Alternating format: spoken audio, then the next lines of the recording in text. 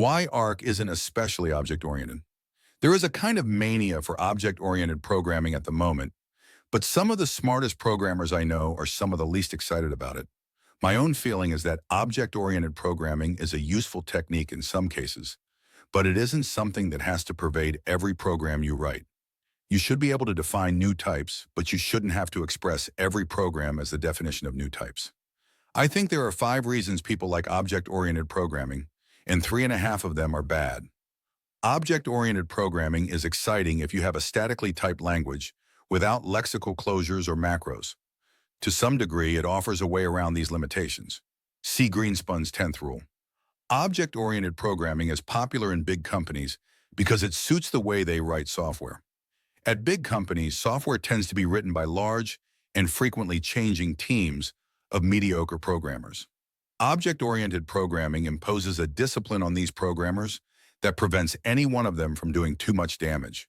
The price is that the resulting code is bloated with protocols and full of duplication. This is not too high a price for big companies because their software is probably going to be bloated and full of duplication anyway. Object-oriented programming generates a lot of what looks like work. Back in the days of fanfold, there was a type of programmer who would only put 5 or 10 lines of code on a page, preceded by 20 lines of elaborately formatted comments. Object-oriented programming is like crack for these people. It lets you incorporate all this scaffolding right into your source code. Something that a Lisp hacker might handle by pushing a symbol onto a list becomes a whole file of classes and methods. So it is a good tool if you want to convince yourself or someone else that you are doing a lot of work.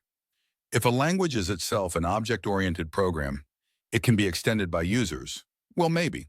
Or maybe you can do even better by offering the subconcepts of object-oriented programming a la carte. Overloading, for example, is not intrinsically tied to classes. We'll see.